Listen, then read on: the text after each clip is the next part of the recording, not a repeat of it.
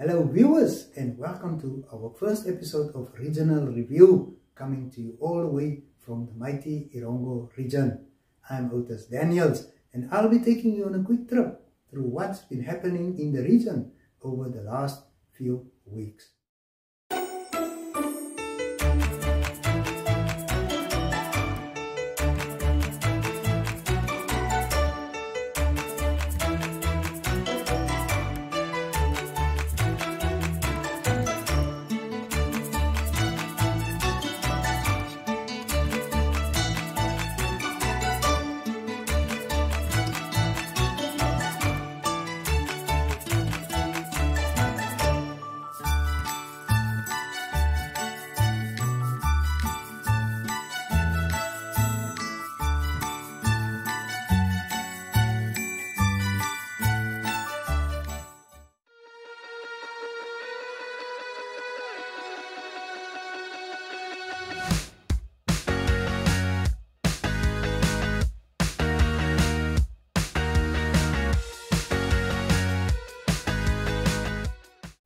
Moving on to news from our region. The signing of an agreement between the Ministry of Agriculture, Water and Land Reform and the Environmental Investment Fund of Namibia will facilitate the provision of mini desalination plants projects in 10 regions. Desiree Kaises captured the moment. So these agreements, places our relationship to another level. We have worked together on various projects. This related to water supply in rural areas, to sustainable agricultural projects, integrating renewable energy projects within the agricultural space. To a certain level, working with resettlement farms as well, supporting them to improve livelihoods and resilience. So we are excited on scaling up this desalination project that has been now initiated by the ministry. Actually, people might be wondering why we're signing this in Erongo region. This is because the first demonstration plant was here in Erongo region. It's Piscope, and it proved to be extremely successful. And what we are doing here in partnership with the ministry is to replicate that success across the country so that the most vulnerable, the most in need, access those water resources. Our country is one of the 30th driest country in the entire world. And that is also manifested by the impact of climate change. When we look at climate change projection, already we're starting to feel the heat of climate change. Rainfall is being reduced by 10% by 2050. Evaporation rate currently stands at 80%, but by 2050 it will be 90%. Our absorption capacity of our land is extremely poor to retain the water that comes from the sky because of the heat that is associated with the climate change impacts. So it is extremely important that we conserve the little water that we have. We deploy affordable and appropriate technologies for our communities so that we improve their livelihoods and that we also contribute towards rural development. At the EIF, we have drilled and retrofitted about 198 boreholes since 2020. In that 2 years, 2019 rather, in that 3 years, we've been able to provide water to different communities, mainly within conservancies and community forestry, for wildlife and livelihood, a support system as well as livestock. So we are seeing a lot of small-scale farmers, starting with vegetable production and also small-scale green schemes, etc. This agreement also signifies a challenge to us that we need to step up to support the Ministry of Agriculture. So we've got some pipelines that we will discuss, in detail with the ministry, mainly for policy guidance as well as for coordination, as it was alluded earlier on.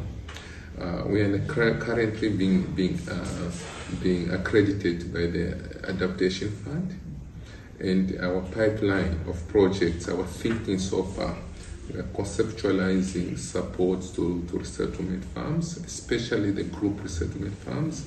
Also looking at how we provide efficient equipment and technologies to support the agricultural production, and water will be key input in the livelihood support of those entities. We are also looking at accessing funding from the Green Climate Fund for the next replenishment period of the ERF, where we are looking at urban and peri-urban agriculture. And all this falls within the mandate of the Ministry of Agriculture, and we would like to take this partnership forward into another level, so that we enhance the resilience and the adaptability of our communities, especially the most vulnerable.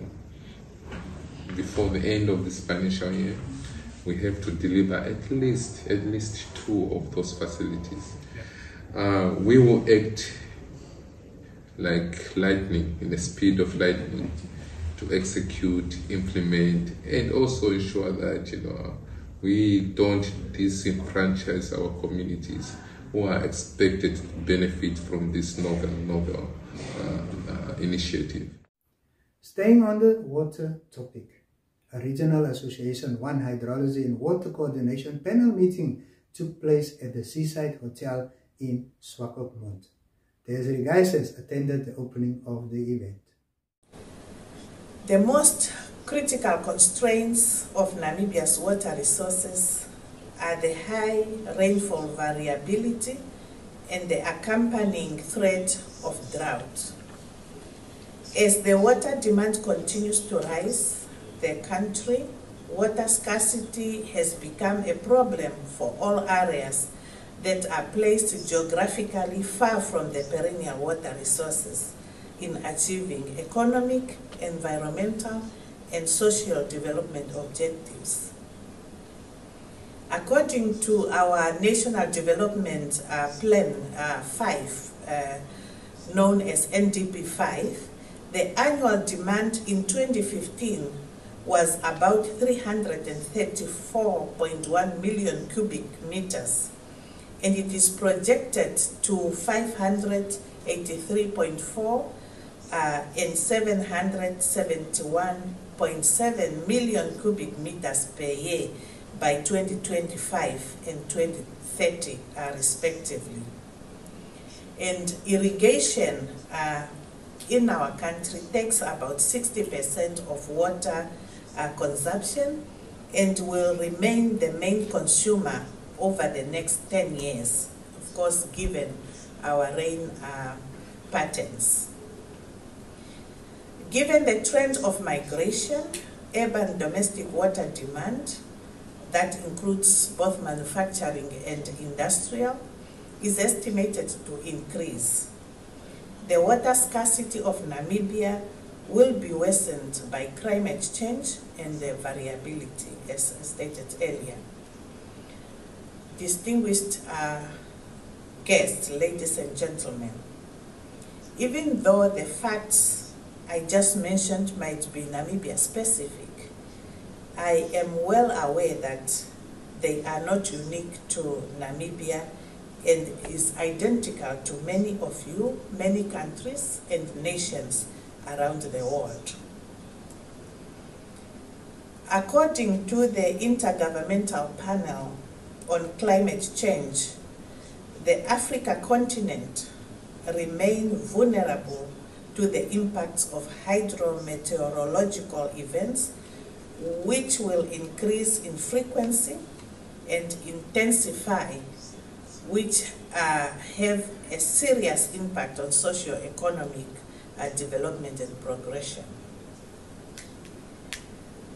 Africa's national and hydrological and meteorological services are faced with challenges of low capacity to disseminate early warning services and information to mitigate against the impacts of climate change.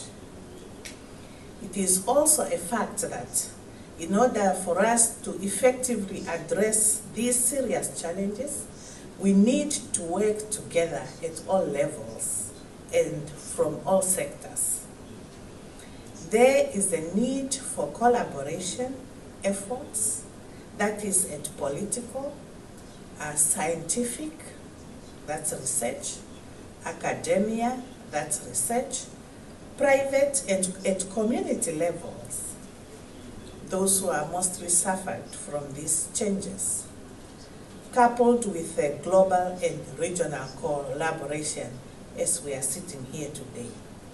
I'm made to understand that the desired outcome of this WMO meeting, amongst others, are to promote advocacy for work of the panel in Africa and strengthen collaboration with AMCAO, transboundary basin authorities, who some of them have introduced themselves here, citizens, the private sectors, and institutions responsible for national meteorological and hydrological service and disaster management. On the other hand, the reasons why the HWCP has convened is to review the work of 2022-2023 and progress of implementation of different activities to be presented during this, the WMO Regional Association Africa One Management meeting planned in Addis Ababa, Ethiopia next week. These outcomes are very serious, which if achieved will contribute to efficient and sustainable management of water resources and in return address impact of climate change and its effect on our people's livelihood in our countries and the world at large.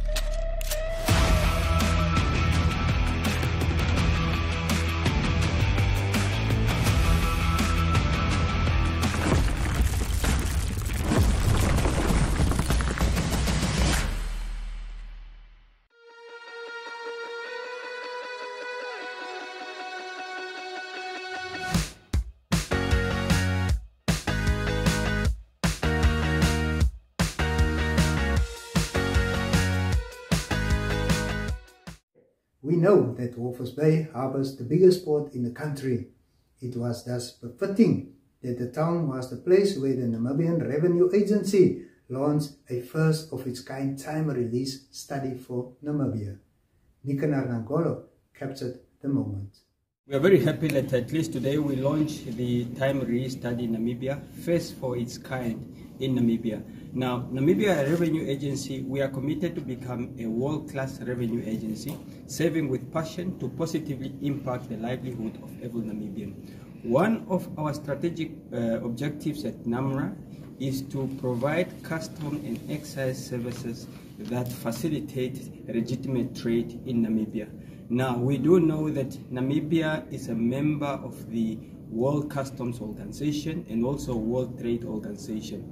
Now, the World Trade Organization Trade Facilitation Agreement, specifically Article 7.6, does provide or requires that member states, they must be able to measure the times that they take to release goods that are being imported or exported in their respective country, and they must also publish that time as well. Now, what is going to happen here is that for traders, trader want predictability and certainty. Trader or investor, they would want to know, if I am to import my goods in Namibia, how long is that going to take for my cargo or for my consignment to be cleared? Now, in many other jurisdictions where you have world-class revenue agency, the customs administration, they already know that a specific consignment, how long will it take? Now, in Namibia, this would be the first time that such a study, time release study, which is a World Customs Organization tool, this is the first time that such study will be done here, so that we should be able to ensure efficiency, predictability, and certainty with regard to the release of goods imported in our country. So we are very, very happy because we got the support from the World Customs Organization and also funding from His Majesty Revenue and Customs of the UK.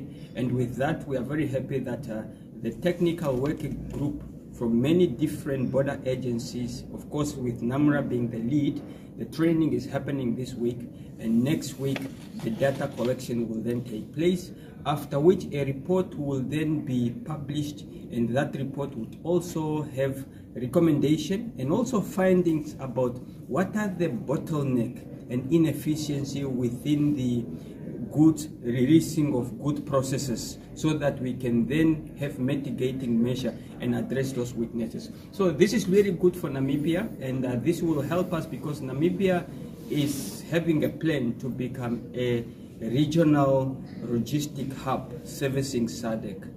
And now with that, if we really ensure, and we will ensure, we've got no doubt about that, if we carry out this project very well, and we do away with those bottleneck and inefficiency within the process, you will see Namibia attracting more investors. And this will also contribute to our socio-economic development, because this will be good for Namibia. And therefore today I called all the stakeholders, because this is not a NAMRA project.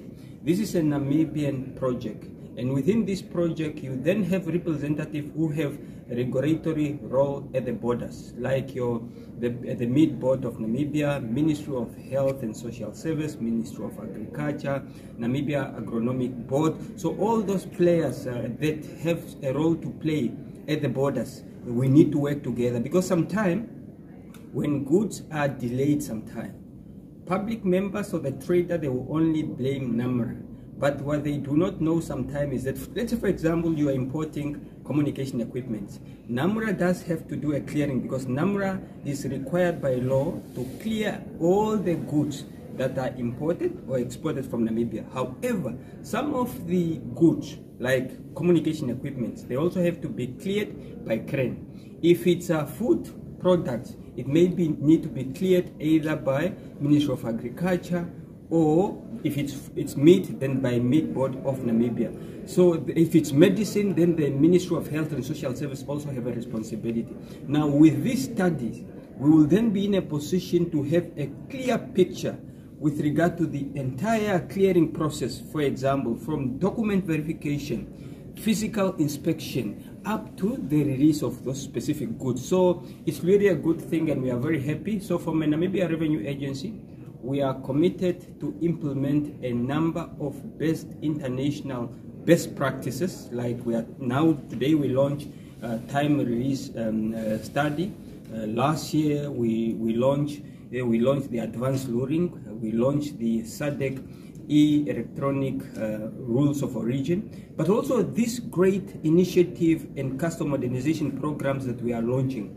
I want to call upon the Namibian people to put it at good use. For example, the advanced ruling, for example, before a trader or a business person imports your consignment of goods, write to Namibia Revenue Agency through what we call advanced ruling, and give us the specification and the information about what you want to order, so that before your consignment arrives in Namibia, you already have a binding advanced ruling that clearly specifies the customs duty that you will be required to pay, the time frame within which the clearing of that specific consignment will take place, and life become easier. So I just want to call all the Namibians, especially those who are working in the technical working group, that we really have to do what our president have advised us.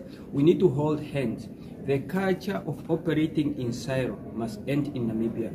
We need to hold hands and work as a collective for the purpose of providing service, best service, serve with passion to our Namibian people, to our traders, and to all those who want to do business in Namibia. The future looks very, very bright for Namibia, but those of us who have been put in position in public institutions, we must know that we are not there to save ourselves, but we are there to provide public goods. We are there to serve the Namibian people and all those who are required to get service from us. So let's get together, let's work as a collective and serve the Namibian people to promote and ensure that the trade environment is very favorable. And as a result of that, we will attract more investment in this beautiful country. I thank you. Staying on the ocean, the Brazilian Navy ship Araguari docked at the port of Walvis Bay, and a reception for visitors was held on board the vessel the same day. Nicanor Nankolo was in attendance. A visit of a Brazilian Navy ship to Namibia is always an important occasion for us.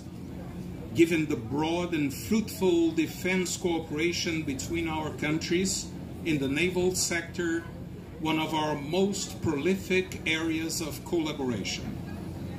Under the command of Brazilian Navy Captain Márcio Jorge dos Santos, the Araguari offshore patrol vessel departed its Brazilian home base in Natal, northeast of Brazil, is exactly a month ago, on 10th of January, and crossed the Atlantic Ocean in order to attend the 12th edition of the Obangami Express Operation OE-23, a multinational naval exercise under the legal auspices of the United Nations Security Council.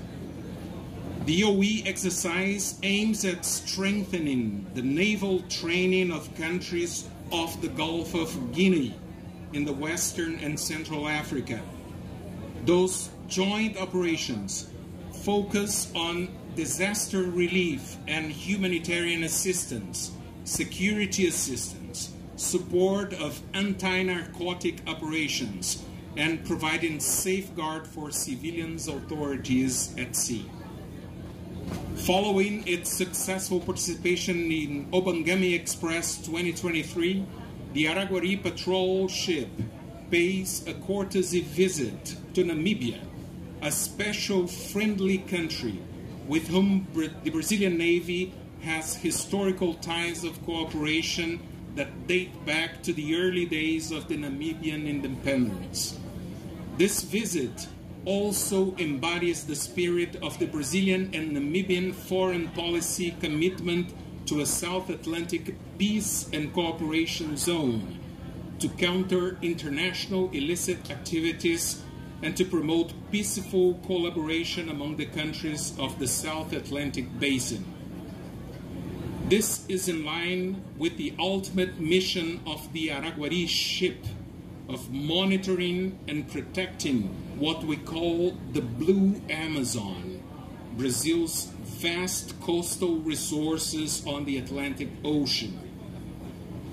For those of you who are wondering, the word Araguari in Brazil is often associated with a prosperous city in the Brazilian Midwest region, but it also refers to a native bird of central Brazil and to a river located in the Amazon region known as Araguari, or the river of the land of birds. As such, the ship evokes the richness of Brazil's environmental resources, of which the Blue Amazon is also an important part. And finally, at a meeting at State House, the Secretary General of the Pan-African Youth Union, Waishichong Ahmed, asked President Haile Geingob to anchor youth development without getting politics involved. This is what the President had to say. Politics. What do you do about politics? Politics discuss who gets what, how, and when. Maybe you say stay away from politics. Go ahead.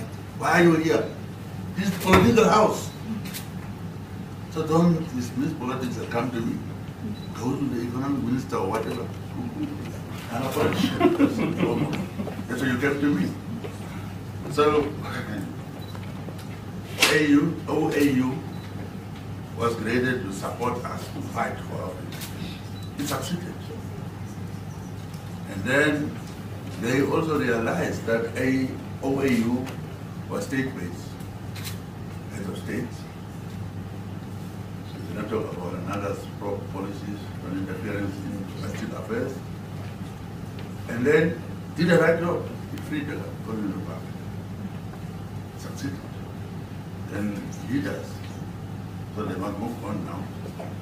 And what is very important is that I would say maybe that the OAU was transactional organization in a sense that after freedom what was not asked. So you get freedom, then you okay, all of us did. But what after that? So maybe I would just for the sake of making my point say maybe AU was a transformational organization in a sense that it is the parliament, people, Pan-African Parliament, the ECOSOC. ECOSOC is only talking about diaspora, those African brothers, even if they people see there. That's very important. Then it also dropped the idea of non-interference in domestic affairs. So if therefore there is a military coup today, and then it's us who will say you are not going to be part of it. And that's it for today, folks. Please tune in again next Tuesday when one of my colleagues from another part of the country will be bringing you news from their area.